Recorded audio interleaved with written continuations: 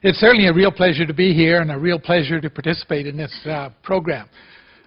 It's old home week for me in a way. I've got 3 faculty members that we worked close together over the years while I was there.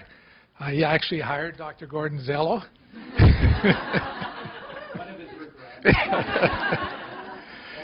And also, not only the faculty members, Shauna and Noella, but also I've come across grad students, and now Kathy, the director at PEI, and 2 or 3 others in the room as well, so it's just fantastic to be here. I guess I do want to say first that David and you all deserve, as has been said many times, but you can't say it enough, the amount of work that you guys have put forward to develop the ICDP is just absolutely fantastic, and I just hope you've got a little more energy left to look at the accreditation as well. But honestly, it really is good, and I've seen a lot over the years, and certainly I haven't seen one as detailed as this. And sometimes that might hurt you, but at the same time it's important to do that, because that's the kind of process that we have to develop. And so from that perspective, it's been really great. My job today is, whoops, I went too fast.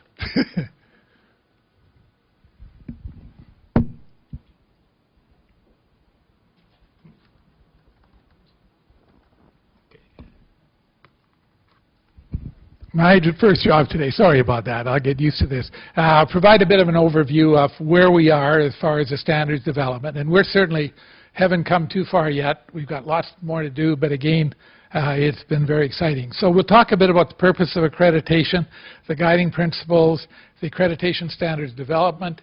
We'll identify the members of our working group who are fantastic, what the goals are, our proposed framework for the standards, the timeline and the consultation process, and then look for your ideas that we can share as far as the development is concerned. You really don't need a lot of introduction into accreditation, because although this is a brand new accreditation program, which is perhaps it's completely new, you've been involved in the accreditation process through the Dietitians of Canada for a number of years. And I do want to compliment you again on that process. You've done a good job with what's been done, and the amount of effort that people have put forward. Marlene from the DC and the accreditors has really been fantastic, and it is basically a good program.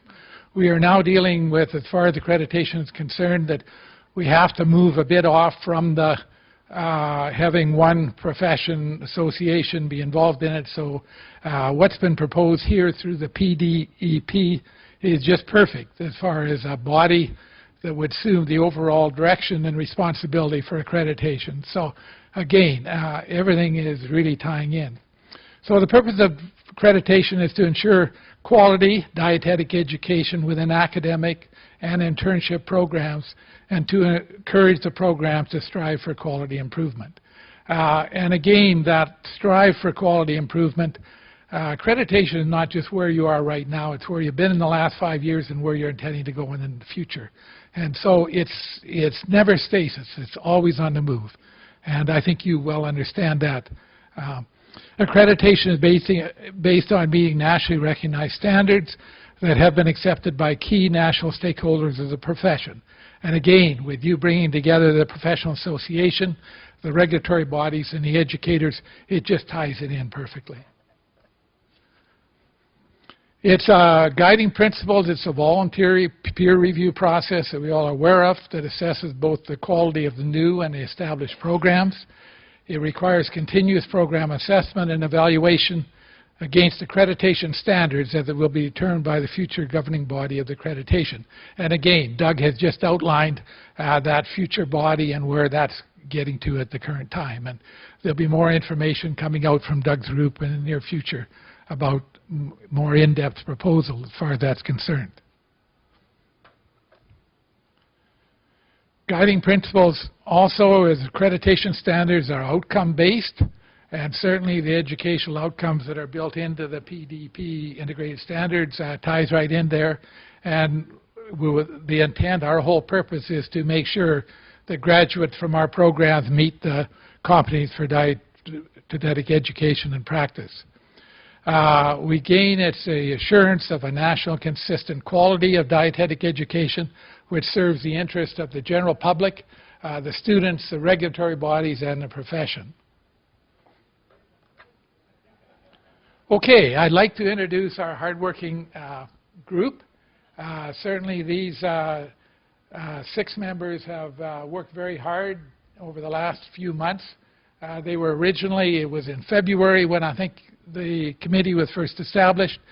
We communicated quite a bit, but we had our first meeting in April. We made a lot of headway during that one-day meeting, and then subsequently we had a telephone conference call 2 weeks ago, and in the meantime they've continually been hounded by emails from me asking for different things, and likewise, and they've been great in responding. So I can't say that you've got any better group than what we've got here.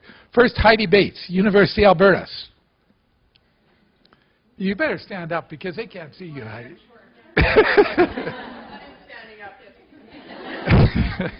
Isabelle Giroux from Brescia and On the Move.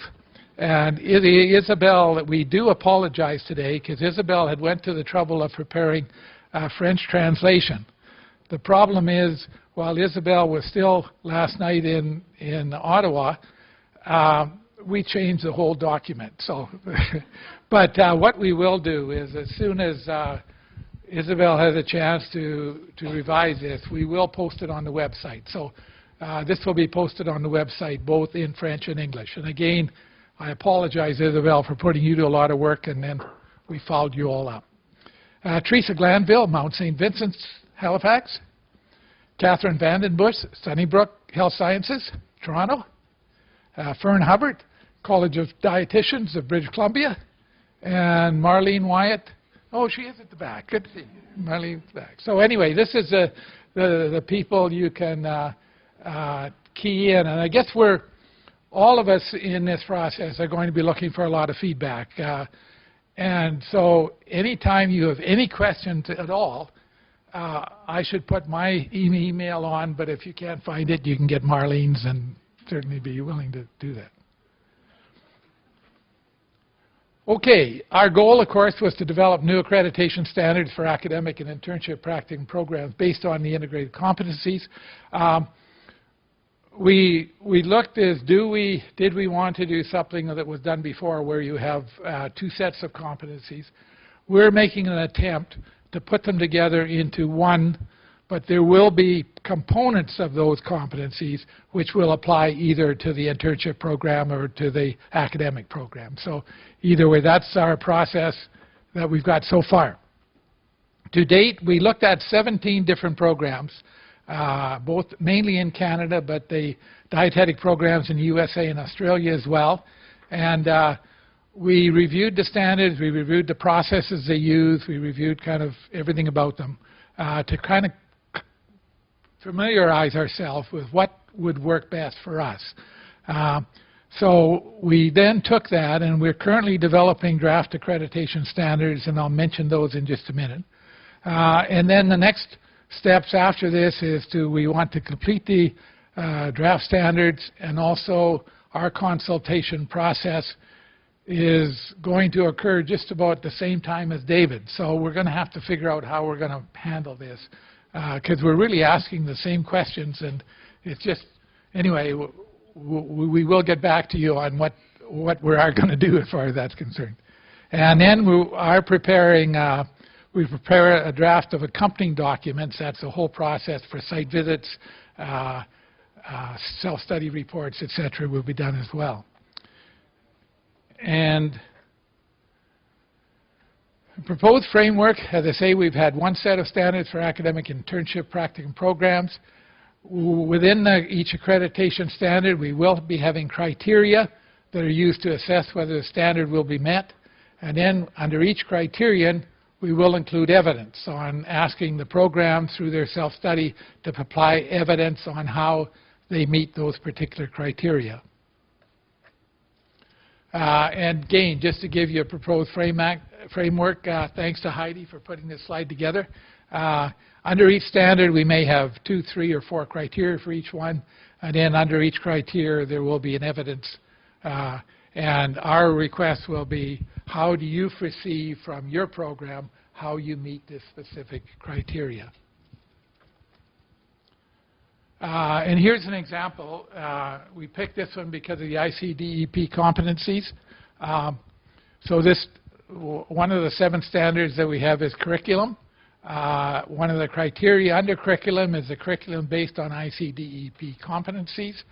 And under evidence, we're saying the curriculum description in the university organization course calendar or the internship manual indicates that the program supports the achievement of ICDP competence for all their students. And in looking in more depth, that the course outline through the internship objectives describe the particular competencies that are addressed within each course and or within each internship practicum rotation. So that's the intent. And certainly in most of the competencies, it will be identified throughout the curriculum, because whether it's phase 1, 2, or 3, and how you meet them. So we think that's a kind of proposal that we would put forward.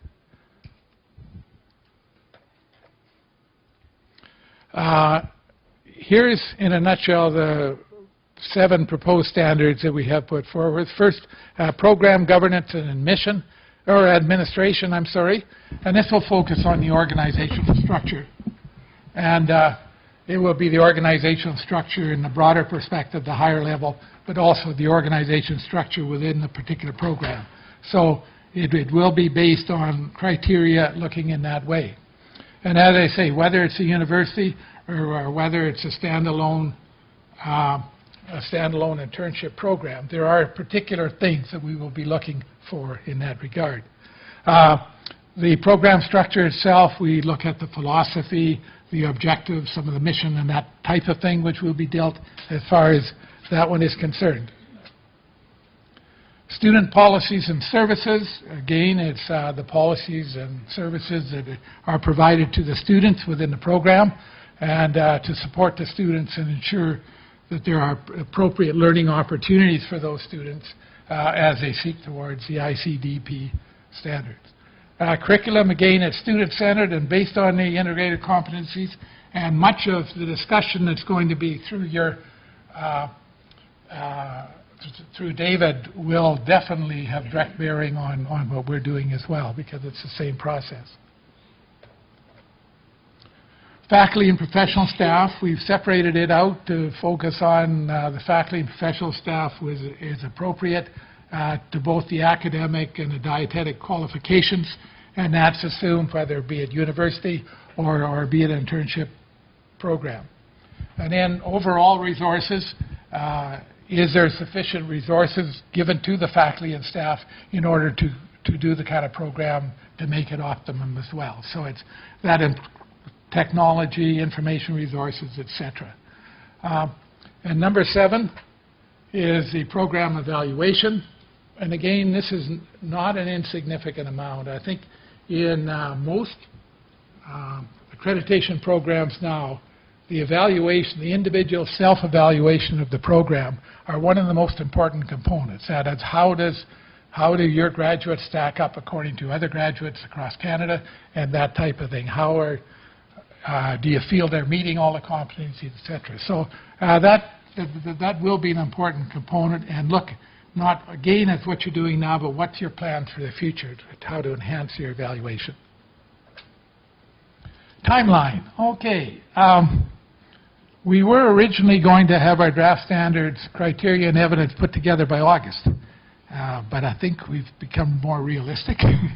So now we say early fall. And I won't tell you what that will be. But we have, in essence, we have put together criteria on all those 7 standards, but we're certainly not at the stage to say we're satisfied with them. So between now and September, we want to do an in-depth review ourselves, and also we want to talk to a number of people in regard to exactly how we do that. So that's the process. Once we are happy with those standards, criteria, and evidence, we want to involve in a broad-based consultation. And this is where we're going to have to figure out how we do this. You're looking at both aspects. Again, it's very similar, but yet there's different components that we need. So we have to decide how to do that. We want to do that in every way possible. We want to reach as many people as possible through all the various aspects. So it's important consideration. Our goal is to get the final draft of the PD Steering Committee in December, and then the implementation of the accreditation program will be up to PEDP and the PEDP Steering Committee to determine, looking at that stage, where do they think it will be implemented. And certainly I think whenever something like this is done where you've completely changed the environment for a program, you have to make sure that you're on base with it all, and certainly that's going to be a key. Okay, that's in a nutshell where we're at. We haven't given you a lot of information, but we're looking for your ideas and your perspectives as far as the accreditation as you see fit. And as I has indicated, we're looking at all the various programs and say, how can we put the best components of the other various programs together to really make it a good one, and one that everyone is comfortable with, yet at the same time we have to have minimum standards to meet the objectives. So we've got lots of time for questions. I'd like to throw it open for discussion. I can be the microphone person. Okay. Thanks, Abby. This one works.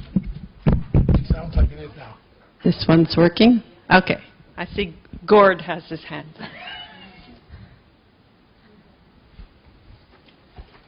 No, I don't need it. The regrets may become greater now.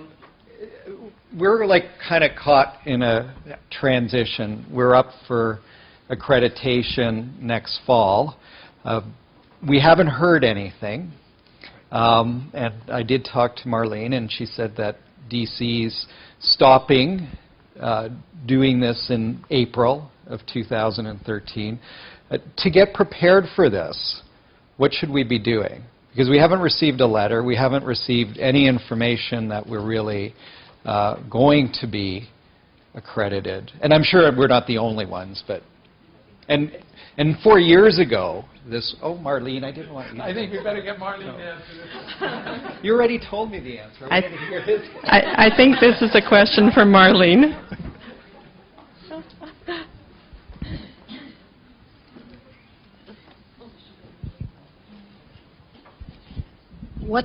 We're going to take this as part of the panel discussion. At the present time, the timeline is approximately July of next year, but a new board has to be up and running. So I think I'm not planning anything beyond April, to be fair to a new transition board. It could be a bit elastic. We're not sure. I mean, because we're talking about a whole new process, setting up a new governing body. So I've kind of put a line in the sand. So we have to, as a group, talk about those letters, the extensions, that kind of thing. So that's kind of where we're at. I'm sorry, it sounds a little vague, but I think to be fair to the new board and to DC, that's kind of where we're at right now. That could change, and we'll then look at it. But yeah, for those up for accreditation, we're trying to finish off those that are currently in the hopper up until that stage. If it changes in the next few months, we'll be letting you know, and we have to then look at that transition plan, and we haven't unfortunately got that in place yet. But I can go back to my people and say, we will not lose accreditation. Yes. If that's the question, yes. We can go. You can go back to your people and say you won't lose accreditation for sure. Yeah. And everyone in the room heard that, so yeah, you're good, Gord. Yeah.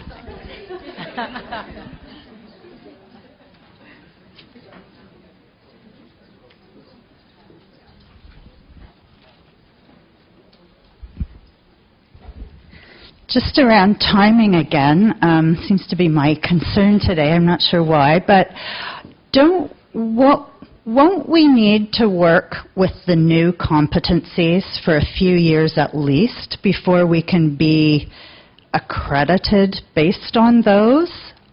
I mean, I can't see entering an accreditation process that uses the new competencies the first year we implement them.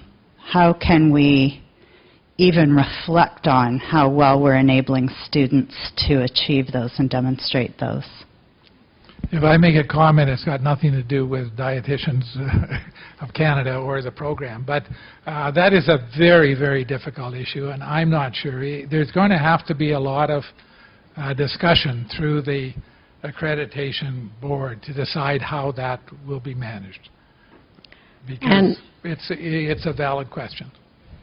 And we have discussed that a little bit as a group, and as with everything else, nothing final is decided yet, but a lot of the competencies are very similar to what we're already doing. So it's not like the new competencies are totally a brand new animal. A lot of it is what we're already doing. And once we've done the gap analysis survey that David's going to be conducting, that will give us a little bit more information about the potential problem areas. And from then, I think when accreditation does come into, the new accreditation comes into effect, we'll have a strategy to deal with those possible gaps. So the new accreditation can come into existence having a strategy of, okay, you know, maybe people need a bit more time for this or need a bit more time for that. So we don't have the strategy developed yet, but there will certainly be a strategy for those gap areas, and that's one of the purposes of doing the survey in the fall, is to identify those areas. I just wondered if there's experience from other bodies, accreditation bodies transferring. Can we learn from others' experience in other professional jurisdictions? Yeah, there are various ways, and I think what Sandy just said is the way of going. Oops, I'm sorry. That is that there has to be flexibility for the first year or two from that perspective, and I think that's the way to do it. There is, I mean, we have to look at the accreditation standards once they're revised, and then you can look at, you actually know what the ICD competencies are, but you have to take a look at the overall program. And you may find what our requirements are not maybe that much different from what a lot of the programs are doing. So it'll be a matter of the ICDEP competencies, I think, is the biggest issue. And I think what's just been suggested with the gap analysis is exactly the way going. Any other questions? Okay, if not, I'll put my email on the thing right now so that you've got it. And thank you very much. I'll sit down.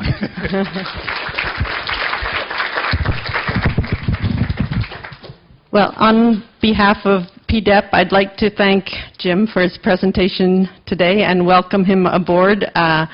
It's no small feat that he has had to jump in quite quickly and get a move on quite quickly and get, and thank you also to all the working group who is working on the standards right now. And I'm just wondering, is there anyone from the working group who would like to add anything to what was said today to kind of maybe discuss a little bit in more depth what's been happening? Heidi? Okay.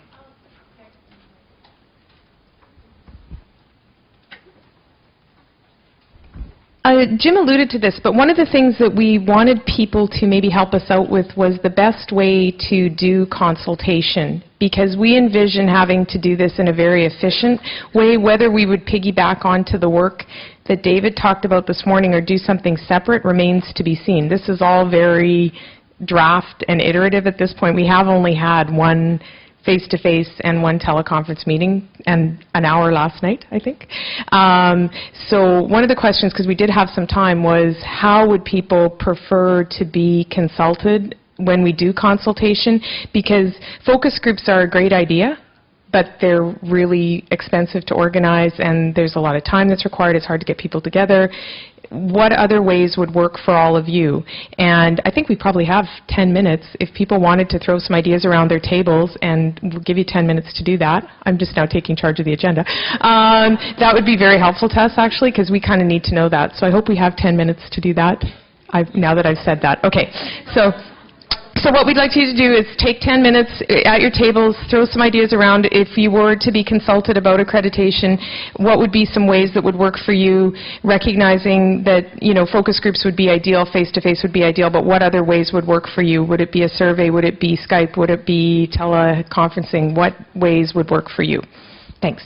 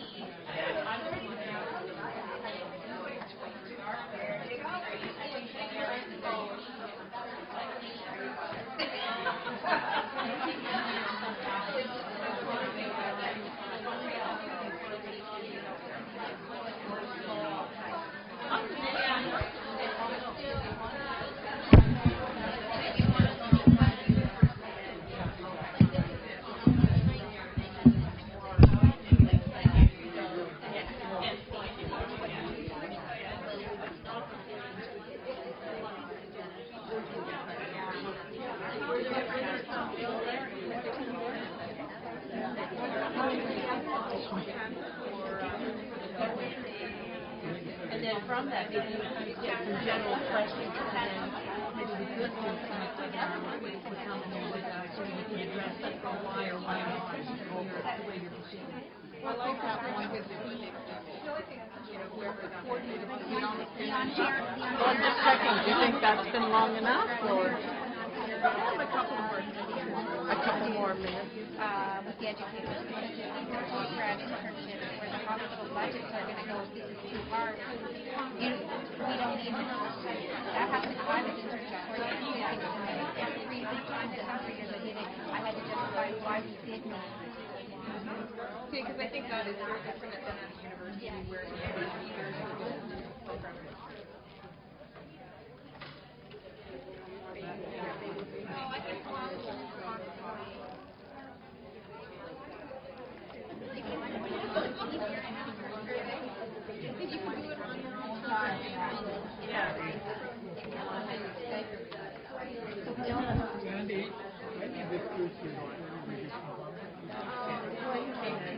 I just asked Heidi, and she said we'll give it like one more minute, and then.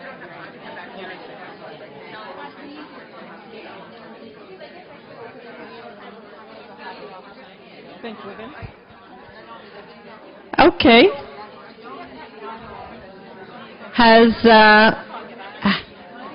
Has every table had a chance? Has every table had a chance to think about Heidi's question? So Heidi's question was about how consultation could be most effectively done. And you have a mic there also, Heidi. No, I don't have. Oh, I do have something. So maybe we can just take a second or two and just see if anybody has any novel ideas. Our table generated the idea of posting a draft for, and inviting people to offer feedback on a draft broad base, but also perhaps to offer some webinar sessions where people could do feedback that way.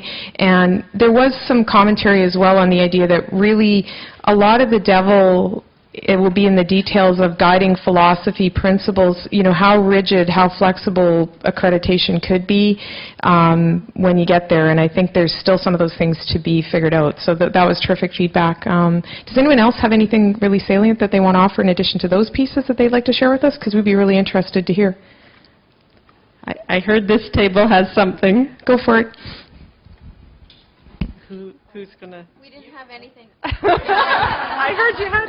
We really didn't have anything novel at all, so I'm not sure where it came from, but we were just reflecting on the value of having everybody come together for the integrated competencies, one of the drafts, but understanding that that is not only costly, but also time-consuming and very difficult to coordinate, so there is no expectation around that. But we were saying that ideally we would want to have a way to be able to give feedback that we can kind of do on our own time. So a survey does meet that, but there are a lot of surveys coming out, so something to have a little bit of an interactive component, like you suggest with a webinar, might be a great option, especially if it's something that can be offered with some flexible times to meet, to accommodate schedules. Good. And anyone from the front table here? No, I see some hands over here.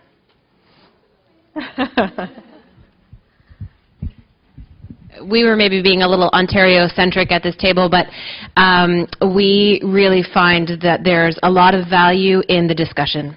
And so thought that maybe having the questions ahead of time and then having some time set aside for those of us that sit on Delpho to address some of the accreditation standards would be helpful for us. So we thought that the dialogue was really important.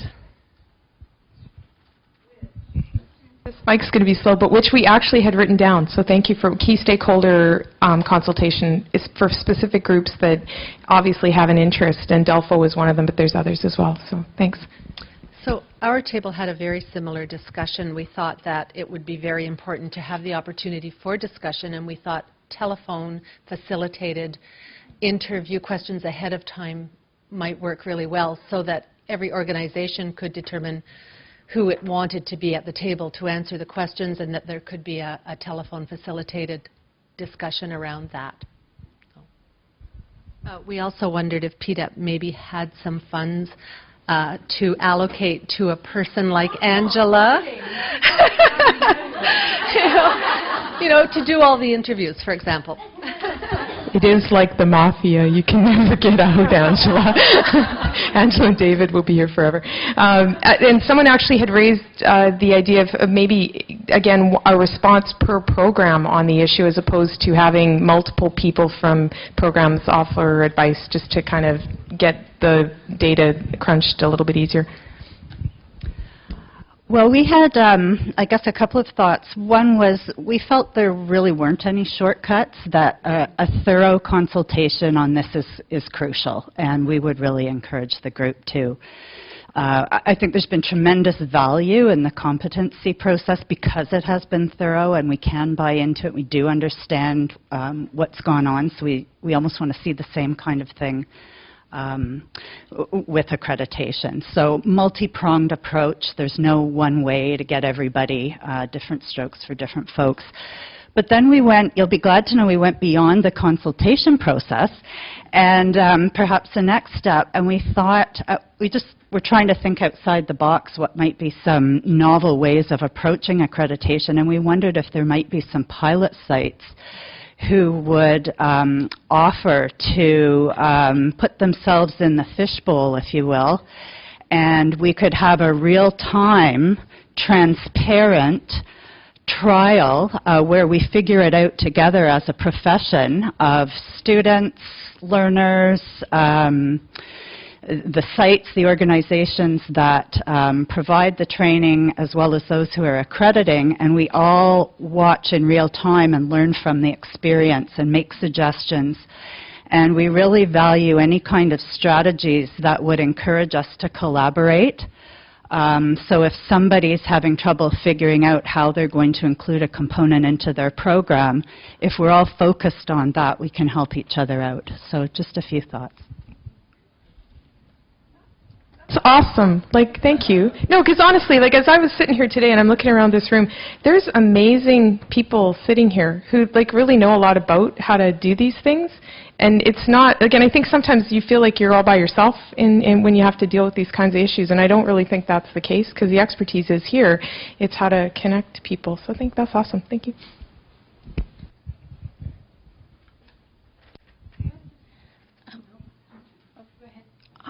We agreed that with the need for a fulsome strategy here, and not one driven by a timeline, that we thought key informant interviews might be the first place to start, and that one group of people who would be really valuable would be people who are currently accreditors or have been accrediting, because I know I have a whole bucket list of suggestions about how accreditation can be improved. And then we might also look at, say, programs, both internship and academic, who have been accredited in, say, the last 2 years, do interviews with those. So to start, and it may not fit that timeline, but I think the timeline should be sacrificed for a much more rigorous approach that looked at what are the problems with the way we've been doing it, rather than just sort of assuming that it's not that big a change, there's nothing happening here. It's an opportunity to look at what hasn't been working very well, what parts have been missing that need to be addressed, and to look at it, to really take a clean slate look at it. I think that sort of summarizes what we talked about. Yeah, I'm seeing here across the room there on that one, and we don't, as the working group, necessarily have control over the timelines, but the PDEP steering committee is here as well to hear that, so thank you. And I think that's a very good point also, and I don't know whether I can phrase this question properly, but I guess when we did the integrated competencies, of course, there was a lot of funding from Health HRSDC. Thank you, Marlene. So I guess I don't know whether there's any ideas of where we could get funding to make this bigger, to have more extensive CFDR.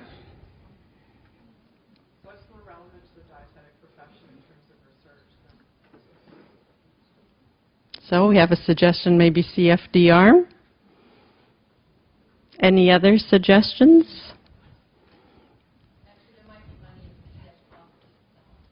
PDEP.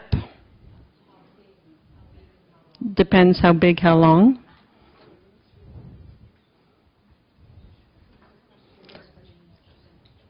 Jose?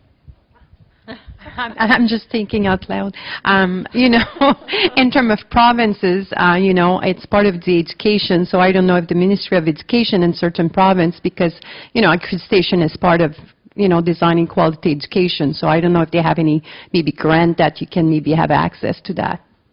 And the other thing that I will add to what Anne said as a comment is that, you know, at CDO, sometimes when they change, CDO being the College of Dietitians of Ontario, if they develop any quality assurance, sometimes they will ask people volunteer to really pilot. So I find it's a really great, anyway, suggestion.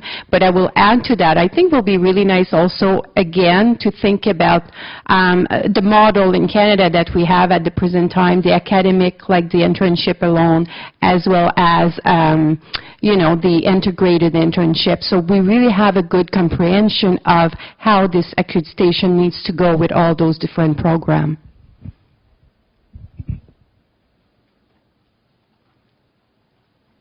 It's 2 o'clock, and I think that's refreshment break time. We don't want to cut into that. In dietitians, you never want to separate us from the refreshment break. So thank you very much. Your thoughts, even on the fly here, because this was not super structured, were terrific, and we really appreciate them. Thank you very much.